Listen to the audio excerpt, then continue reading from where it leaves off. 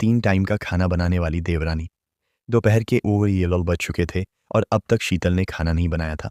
इसलिए रसोई में आशा आती है और अपनी बहू को रसोई में ना देखकर उसके कमरे में जाती है, जहाँ शीतल अपने कमरे में बैठी ऑनलाइन कुछ स्वेटर देख रही होती है। बहू, तेरे हाथ में 24 घंटे बस फ़ोन ही पड़ा रहता है। कभी अपने ससुराल वालों पर भी ध्यान दे दे। तेरा 8 साल का बेटा है भूखा प्यासा। यह नहीं कि दोपहर का खाना बना दूँ। माँ जी, मुझ पर नज़र रखने और टोकने के अलावा आपके पास कोई दूसरा काम नहीं रहता है क्या? इंसान 10 मिनट अब बैठकर अपने लिए कुछ शॉपिंग की चीज़ भी नहीं देख सकता है। शीतल मुंह बनाकर रसोई में खाना बनाने के लिए चली जाती है और आटा गूंथते हुए उसे ठंड लगती है। हो, कितनी ज़्यादा ठंड लग रही है। इन लोगों का क्या है, बस आर्डर देना आता है। 3 वक्त का खाना बनाना तो मुझे पड़ता है। अब रोटी बनाओ, सब्जी बनाओ, पुलाव बनाओ, जीरा राइस बनाओ और फिर अलग से दाल और सब्जी भी बनाओ। इतनी ज़्यादा ठंड लग रही है। ठंड में कौन बार बार खाना बनाए। एक काम करती हूँ, अभी ही सबकी पसंद का खाना बना देती हूँ और रात में वही गर्म करके दे दूंगी। साग मैंने काट रखा है, अभी आटा भी गूंथ लेती हूँ। वैसे भी इनको सर्दियों में बासी साग चाहिए होता है।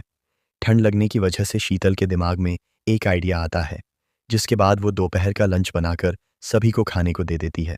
जहाँ पूरा परिवार बाहर बैठकर खाना खा रहा होता है, तो वहीं रसोई में वो अब भी खाने की तैयारी कर रही होती है। हाँ, तो बर्फ़ की तरह ठंडे हो गए हैं। अब तो ठंड आनी शुरू हो गई है। बस सब्ज़ी कट गई, अब इसे ही छोड़ देती हूँ। बस रोटी रात को गरमा-गरम बना दूँगी। साग भी बन ही चुका है और साग तो बासी खाने में ही मज़ा आता है। चावल भी बन चुके हैं, यही चावल गरम करके दे दूँगी। शीतल अपना काम आसान करने के लिए लंच में ही डिनर की पूरी तैयारी कर लेती है। कुछ देर में पूरा परिवार रात को घर आता है, पर अब भी शीतल अपने कमरे में बैठकर टीवी देख रही होती है।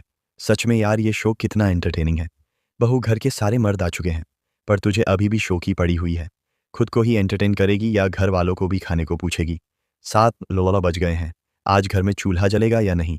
ठंडियों का टाइम है, ये नहीं कि जल्दी खाकर आराम करें। माँ जी, आप इतना चिंता क्यों करती हैं? आप सबको बोलिए हाथ पैर धोकर डाइनिंग टेबल पर बैठे। मैं भी खाना लेकर आती हूँ। खाना तो मैंने पहले से ही बना रखा है। इतना बोलकर शीतल टीवी बंद करके रसोई में खाना बनाने के लिए चली जाती है और फटाफट साग सब्जी गर्म करके वो डाइनिंग टेबल पर लगा देती है। पूरा परिवार हाथ मुंह धोकर खाने के लिए बैठ जाता है और इतनी जल्दी खाना लगता देखकर आशा बड़ी हैरान होती है। क्या बात है आशा, आज तुमने एक बार बोला और बहू ने खाना लगा दिया। लगता है शीतल को भी काफ़ी भूख लगी है, वरना वह किसी की सुनती कहाँ है। बिल्कुल सही कहा भैया आपने, वरना ठंड में भाभी हिल जाए। हो ही नहीं सकता, पक्का दाल में कुछ काला है, वरना यह कामचोर हम सबकी पसंद का खाना वो भी इतनी जल्दी ठंड में बना ही नहीं सकती। आशा को अपनी बहू पर शक होता है और वो रसोई में जाती है, जहाँ वो देखती है कि उसकी बहू चावल और दाल गैस पर रखकर गर्म कर रही है और दूसरी तरफ फ्रिज में रखा आटा डिब्बे से निकाल रही है। यह देखकर आशा का पार्क गर्म हो जाता है। बहू, तू हमें बासी खाना खिला रही है। अगर मैं रसोई में ना आती तो मुझे तो पता ही नहीं चल पाता कि तू हमें बासी खाना खिला रही है। तू क्या चाहती कि हमारी तबीयत खराब हो जाए? माँ जी, अगर खाना 4 घंटे पहले बन जाए तो सिर्फ 8 वाला बज रहे हैं। इतनी जल्दी खाना बासी हो गया? ठंड में खाना ठंडा क्या हो जाए? आप लोग तो उसको बासी करार कर देते हो। तुझे पता है कि हम लोगों को सर्दियों में गर्म और ताज़ा खाना खाने की आदत है। किसी भी घर में सर्दियों में बासी खाना नहीं खाया जाता। पर तू है एक नंबर की कामचोर। पिछले 12 से हमने आमने नी तेरा यही नाटक देखते आ रही हूँ। सर्दी आई नहीं कि काम चोरी तेरे अंदर पहले आ जाती है। अगर तेरे से काम नहीं होता तो बोल दे, मैं कोई नौकरानी रख लूँगी। माँ, नौकरानी का घमंड तो मुझे दिखाओ ही मत। बहुत अच्छे से जानती हूँ मैं आप लोगों की हरकतों को। इस घर में नौकरानी भी 4 नहीं 3 दिन से ज़्यादा नहीं टिकेगी।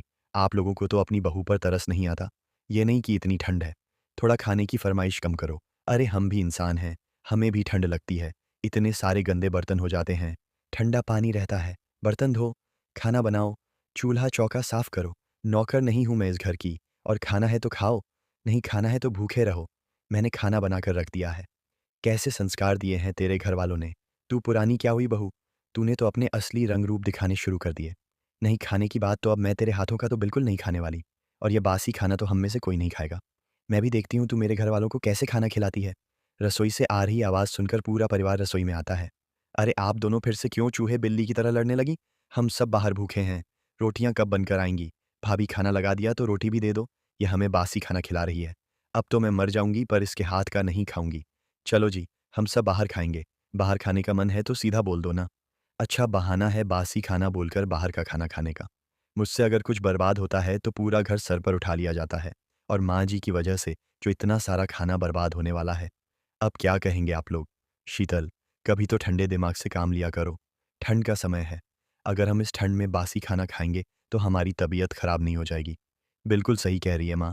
क्या हमें वैसे भी गर्म और ताज़ा खाना खाने की आदत है, ना कि बासी खाना खाने की? चलो माँ, आज हम लोग बाहर ही डिनर कर लेंगे। आज तो बहुत मज़ा आएगा। आज हम सब बाहर खाना खाने के लिए जाएंगे। कितने दिन हो गए बाहर का खाना नहीं खाया था। जहाँ पूरा परिवार परेशान होकर बाहर का खाना खाने के लिए बाहर होटल में जाते हैं, जहाँ पूरा परिवार फटाफट खाना ऑर्डर कर देता है।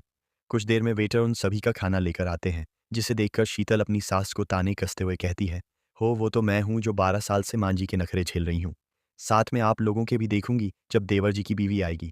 कितना मेरी होने वाली देवरानी आप लोगों की सेवा करती है। घर पर दोपहर का बना खाना आपको बासी लगा, जबकि मैंने गर्म करके दिया था। होटल में कौन सा ताज़ा खाना मिलता है? नज़र के सामने आ गया तो खाना बासी, और अगर नहीं देखा तो खाना ताज़ा। भाभी भूख लग रही है, खाना खाकर पेट भरने दो। वैसे भी आप और माँ तो हर समय लड़ती ही रहती हैं। मुझे कोई शौक नहीं इस मुंह फट से लड़ने का। और रही मेरी छोटी बहू की बात तो देख लेना। ऐसी बहू लेकर आऊंगी जो हमारी सेवा भी करेगी और घर का तुझसे ज़्यादा अच्छे से ख्याल रखेगी। इस तरह कुछ देर में पूरा परिवार एक साथ डिनर करके घर आते हैं। देखते ही देखते कुछ दिन बीत जाते हैं और वॉशिंग मशीन खराब होने की वजह से शीतल घर के कपड़े नहीं धोती, जिस वजह से गंदे कपड़ों का ढेर बाथरूम में जमा हो जाता है। और यह देखकर आशा को बहुत गुस्सा आता है। हम तो इंसान ही नहीं हैं। सारी ठंड तो मेरी बहू को ही लग रही है।